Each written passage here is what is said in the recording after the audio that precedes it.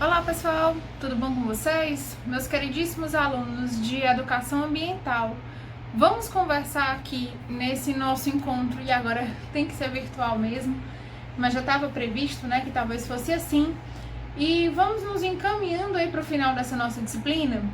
Primeiro eu queria conversar com vocês sobre alguns ajustes, tá? Primeira revelação bombástica desse vídeo, desse encontro. Nós não teremos trabalho agora na AV3. Eu já divulguei para vocês um calendário novo, pós-Covid, mas que prevê um trabalho agora na AV3. E eu vou dizer para você que a gente vai cancelar esse trabalho. Então a gente vai fazer a AV3, primeira e segunda chamada, né? Se você faz a primeira, não faz a segunda, do jeito que foi já as outras. Mas a gente não vai fazer trabalho agora na AV3. Então você vai estudar bem, se preparar melhor e fazer uma prova só na AV3, tá bom? Vou divulgar calendário novo, inclusive vou botar aqui do lado para poder você não ter sequer que ir atrás, né? Então você tira um print aqui dessa tela e já salva essas datas. Mas eu te digo também que as nossas provas seguem nas mesmas datas que a gente já tinha colocado naquele calendário pós-Covid. Então, dia 22/6, a gente faz uma segunda-feira. A gente faz a primeira chamada e no dia 26/6, que é a sexta-feira, faz segunda chamada, valendo de 0 a 10. Beleza? Vamos dividir aqui essa nossa conversa em 3 momentos. Um é isso de calendário. Então eu peço desculpas para quem estava ali querendo fazer esse projeto de educação ambiental, mas dada a conjuntura e a gente teve alguns alunos e alguns professores com muitos problemas, inclusive sobre a ordem de ansiedade mesmo. E é sempre um momento muito legal fazer esse projeto de educação ambiental. A gente teve já projetos ótimos, maravilhosos, inclusive, que foram para frente até. Mas, dada essa conjuntura, esse cenário, para que a gente não exija muito da gente mesmo, tá? A gente não vai fazer trabalho dessa vez, vai fazer só a prova, que é aquela prova no modelo online que você já sabe, tá? Fazemos prova então dia 22/6 e 26/6. Novamente, se eu quiser, na edição, colocar o calendário aqui. Parabéns, Larissa. Tudo bem? Conversamos sobre calendário e prova. A última coisa que a gente tem para fazer nessa nossa disciplina é a AV3. Graças a Deus, a gente marca aí pro dia 22 ou 26/6, né? Você escolhe se faz na primeira ou segunda chamada. Agora, gente, por favor, se você puder fazer na primeira chamada, já faz. Porque, Deus me livre, acontece algum problema, alguma doença, qualquer inconveniente aí para a segunda chamada, isso fica ruim, né? Então, já se garante logo na primeira chamada que a gente evita qualquer problema. Na AV3, a gente só vai ser liberado para digitar as notas de vocês a partir do dia 4 de julho, e é mais ou menos nessa semana que eu pretendo fazer isso, tá? E tá tudo resolvido com vocês, para que vocês de educação ambiental estejam de férias, porque afinal a nossa disciplina já era EAD mesmo, não sofreu grandes alterações no calendário, só esses ajustes para equalizar com as demandas de vocês também. Tudo bem? Tudo certo? E claro, havendo alguma dúvida, alguma pergunta, é só falar aqui nos comentários, ou me manda torpedo, me marca na discussão, qualquer coisa que o valha. Tudo bem? Vamos dividir essa conversa em 3, como eu ia te dizendo. Primeiro, calendário. E é isso. Segundo, vamos conversar sobre o nosso ponto do ecoponto. Eu cancelei o segundo post porque a gente estava vivendo um momento de lockdown, então em tese, na verdade eu espero muito que vocês todos estivessem em casa, seguros e sãos. Mas, para não forçar ou não necessitar realmente a ida ao ecoponto, que foi considerada atividade essencial e portanto não parou nesse período de pandemia, a gente cancelou o segundo post. Então você fez o primeiro post, né, foi antes do período da quarentena, com o seu recibo, só seu, você ganhou ali meio ponto. Aí agora, você tem até o dia 15 de junho, para fazer o segundo post.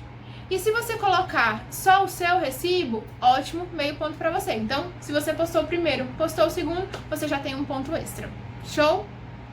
Larissa, mas e os outros? Se eu convencer mais gente a fazer isso? Se você juntar agora até o dia 15 de junho o seu recibo e de mais outras 3 pessoas, você ganha mais um ponto extra.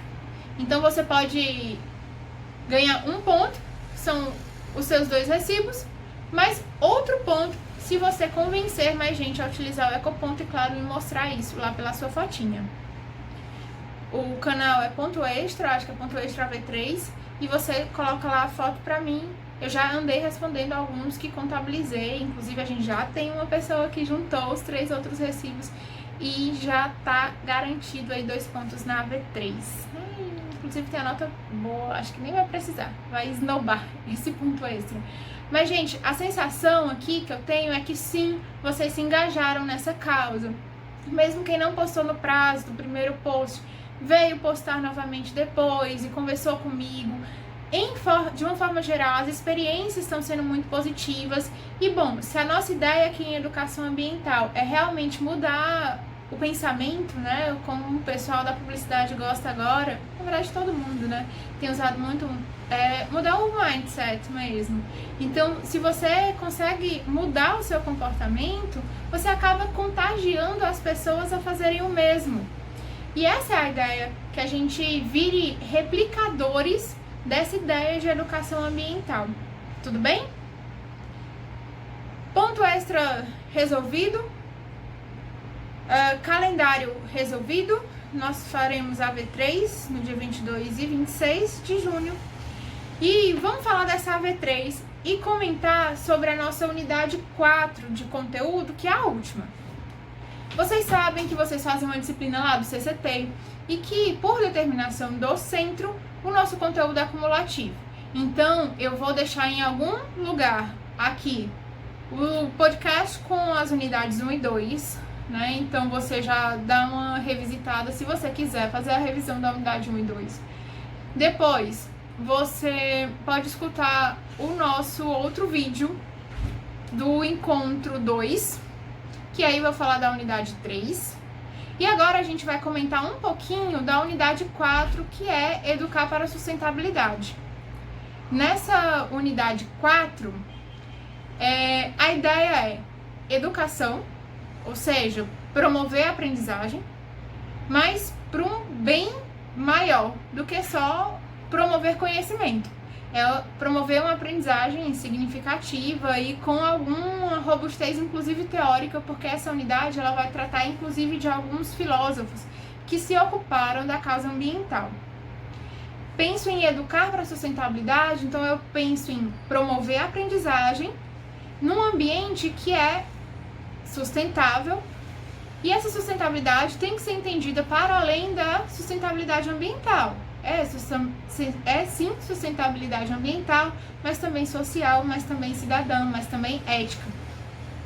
Essas noções de ética, de integração com outras áreas do saber, interdisciplinaridade, vão ser bem presentes nessa nossa unidade 4, tá bom? Ora, lá desde a primeira conferência mundial que falou sobre a educação ambiental, em 1977, já existia uma proposição de que a educação ambiental não deveria ser tratada como uma disciplina única, específica, e sim permear outras áreas do conhecimento. Então você vai fazer, por exemplo, estudar matemática e estuda matemática a partir de elementos de sustentabilidade. Vamos imaginar quando você lembra aquele exercíciozinho bem infantil de plantar semente de feijão? Então você pode envolver sustentabilidade com matemática e colocar 6 sementinhas de feijão e inclusive verticalizar esse assunto quando é na seara infantil. Mas aqui no nosso caso, a gente vai usar, por exemplo, para falar de mecânica dos fluidos ou dos sólidos, ou sei lá, de qualquer outra disciplina, saneamento, a gente vai envolver elementos de sustentabilidade. Essa é a regra, né? Então, a sugestão, inclusive, da Conferência Mundial sobre a Educação Ambiental não crie uma disciplina só. Pode ser que seja feito. Até a gente está com ela aqui, né? Mas o ideal não seria esse. Seria, num universo ideal, você permear educação ambiental na seara de todas as outras disciplinas e, com isso, garantir interdisciplinariedade. Por falar em interdisciplinariedade, essa unidade 4, se você já teve a curiosidade de acessar, você vai ver que alguns conceitos vão aparecer lá. E vão ser alguns conceitos que talvez sejam novos, ou algumas expressões que talvez sejam novidade. Vai aparecer lá, por exemplo, hermenêutica, que é uma habilidade de interpretação de algum conceito. Se você não tem conhecimento ou não tem acesso, por exemplo, o pessoal do direito eu sei que estuda hermenêutica, né? Então, se você não tem conhecimento, não tem acesso a algum termo, minha sugestão para você de começar essa unidade 4 começa olhando os termos que você não conhece. Por exemplo, vão aparecer alguns elementos bem próprios de uma nova tendência de filosofia e sociologia, que é pensamento complexo. Larissa, eu não sei o que é isso. É você superar um olhar cartesiano, muito mais objetivo, muito mais funcionalista, positivista, e entender que as circunstâncias, as situações, as pessoas, o próprio meio ambiente integram um sistema complexo, com vários pontos de vista, com vários sistemas coexistindo. Então, pensamento complexo é uma corrente de pensamento que está muito em voga hoje em dia, que não pode ou não permite perceber as coisas mais estanques. Eu vou estudar matemática, vou estudar história, vou estudar geografia e não integrar. Então, agora, sobre esse ponto de vista novo do pensamento complexo, os saberes eles devem ser integrados. Inclusive, do viés do pensamento complexo, um livro chamado Os Sete Saberes, né, de Edgar Morin. Larissa, pensamento complexo, hermenêutica, epistemologia vai aparecer também, a razão de ser das coisas, holismo, que é um pensamento também dentro do sistema de complexidade, é uma visão do todo, não mais apartada de cada realidade. Hermenêutica, como eu já tinha comentado, vão ser expressões, que é uma arte de interpretação, uma habilidade, na verdade, de interpretação, ou uma ciência, se você quiser.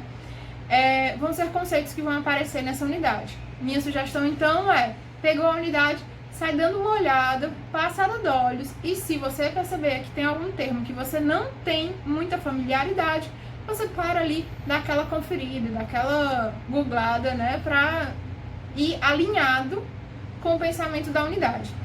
E a cereja do bolo dessa unidade, né, com licença de vocês, estou ficando com calor, a cereja do bolo dessa unidade é quando ela vai falar de alguns pensamentos filosóficos em torno da educação ambiental.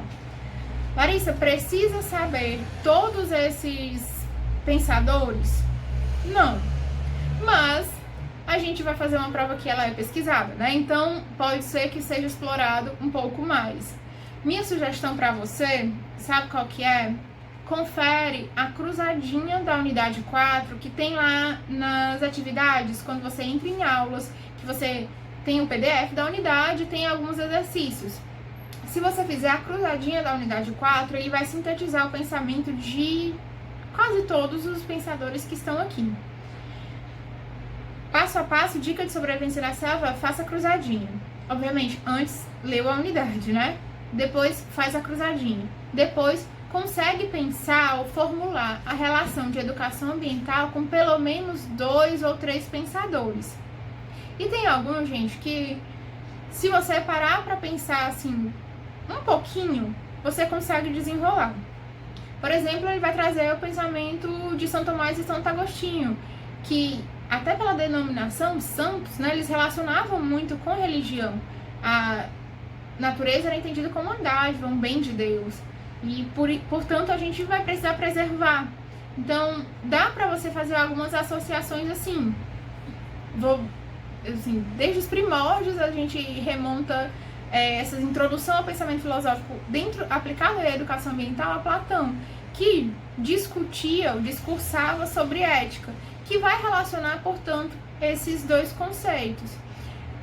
O Aristóteles era discípulo de Platão, então vai ser um pensamento decorrente desse. Se você consegue relacionar, de repente, com alguma coisa que você já estudou, com algum conceito, por exemplo, até para a corrente feminista de educação ambiental que a gente viu na unidade anterior, a Hannah Arendt vai ser muito presente agora.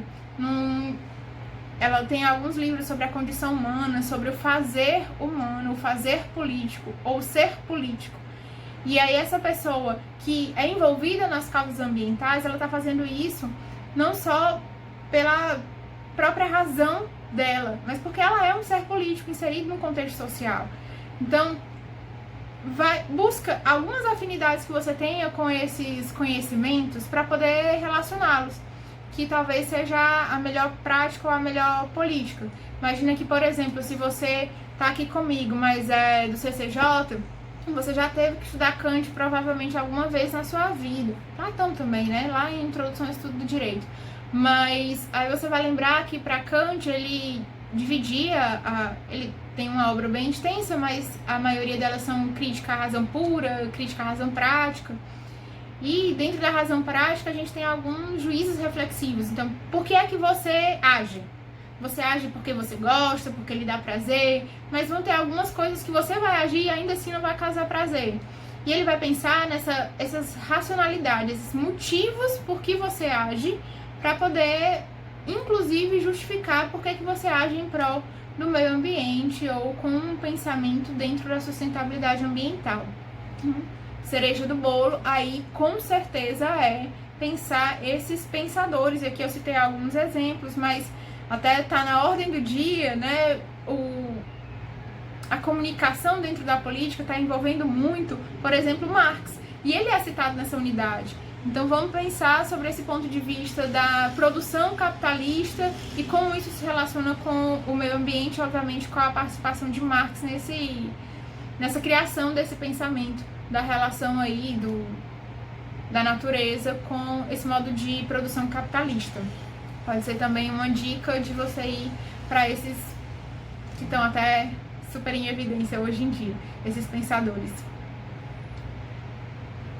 A gente passa a perceber a educação ambiental, o contexto natural, junto com o contexto social, então, sobre um enfoque, que é essa expressão que a unidade usa, holístico. Então, eu não vou estudar mais só porque eu quero saber os eventos históricos da natureza. Eu quero saber o que é que esses eventos históricos impactaram hoje.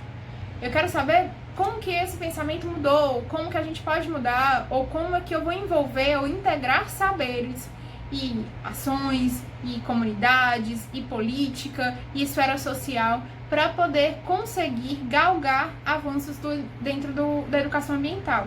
Isso seria o enfoque holístico, que essa unidade vai contrapor ao enfoque cartesiano, que é mais objetivo, que é mais categorizador do conhecimento. Então, ou você estuda isso, ou você estuda aquilo. A natureza vai servir como material, como insumo, para um modo de produção de determinada época, de determinado dado. E só esse olhar não é mais suficiente. Só esse olhar como... olhar o meio ambiente como itens separados, cada ecossistema separado, e não pensar mais nessa integração, nesse enfoque que agora é falado como holístico, ou integrador, ou de uma forma geral, talvez não seja a melhor prática. Existe quem faça ainda, mas talvez não seja a melhor prática para a gente educar para a sustentabilidade, que é o tema da nossa unidade 4. No finalzinho da unidade, tem também algumas novas profissões que surgiram com o advento dessa preocupação. Vai passar um avião. Será que vocês escutam? Novas profissões que vieram ou surgiram ou mesmo sofreram alguma modificação por conta da causa ambiental. Vamos imaginar que sejamos muito honestos e francos. A nossa disciplina é da engenharia ambiental, certo? Mas a engenharia civil, ela existe há muito mais tempo com relação à engenharia ambiental. E essa preocupação com as causas ambientais, ela acarretou assim, tantas mudanças significativas, inclusive na seara da engenharia, que a gente criou uma engenharia nova. Se você pensar que até dia desses, a gente não tinha uma Secretaria do Meio Ambiente, ou uma Secretaria de Urbanismo, que é integrada, ou precisa se integrar com a Secretaria do Meio Ambiente, seja ela em qualquer âmbito de esfera, né, municipal, estadual ou federal. Pausa para um momento crítico em que a gente fala que um dos ministérios mais recentes é do meio ambiente, mas que não anda muito bem, dadas as últimas reuniões ministeriais que a gente teve acesso, não é mesmo? A gente, inclusive, pode comentar isso aí lá na discussão ou aqui nos comentários, que eu queria saber a opinião de vocês sobre flexibilizar a legislação ambiental, né? Mas isso, talvez, seja assunto para direito ambiental, mas, obviamente, é um assunto que nos interessa e que nos é caro aqui, porque a situação está um tanto quanto preocupante para a seara ambiental também. Mas, além da profissão de ministro do meio ambiente, equilibra, concentra, que é uma nova profissão que surgiu, claro, advinda dessa preocupação com a causa ambiental, nós tivemos outras. Por exemplo, o turismo teve que se adequar às causas ambientais, inclusive surgiu uma área do turismo nova, que é o ecoturismo. Algumas outras, por exemplo, a limpeza urbana teve que se adaptar também à temática ambiental, porque não só mais de limpeza urbana vive o urbanismo, a limpeza urbana nesse sentido, mas de reciclagem, de reuso, de reutilização de material, de classificação de material. A própria instalação dos ecopontos representa que nós temos um incremento nessa atividade que já existia no sentido de limpeza urbana, mas agora a gente levou isso para empoderamento social, que vai reforçar toda uma cadeia produtiva e, obviamente, os catadores, né, de material, você que teve um benefício na sua conta de energia. Aliás, a gente teve um aluno que teve quase R$18, não foi? Numa conta de energia, maravilhoso. Acho que tá todo mundo meio que de quarentena, aproveitando para fazer aquela limpa em casa e leva tudo para Ecoponto para poder ter desconto na conta de energia, tá? Então, além do educador ambiental, nós tivemos algumas outras profissões: economia ambiental, gestão de lixo. O pessoal da construção civil teve que se adaptar para os tipos de resíduo, porque isso foi uma mudança que veio e imprimiu novas responsabilidades para esses profissionais. Então, dentro dessa último item aí da tua nota de aula, minha sugestão é que você comece a pensar, assim, qualquer profissão, sério, pense em qualquer profissão. Um advogado, até dia desse também, não tinha que se preocupar com o direito ambiental. E agora a gente tem uma área complexa e super divertida, aí animada, de tédio não morremos, para estudar direito ambiental.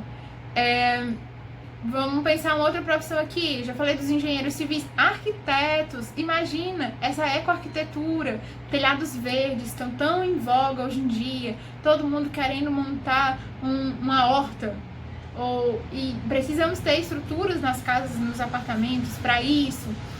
Horta também foi assunto de um... Esse semestre a gente está falando de ecoponto. No semestre anterior a gente falou de hortas domésticas, com bastante ênfase, né? Sempre eu escolho um semestre uma temática, assim, pra gente trabalhar mais, como foi o caso dos ecopontos.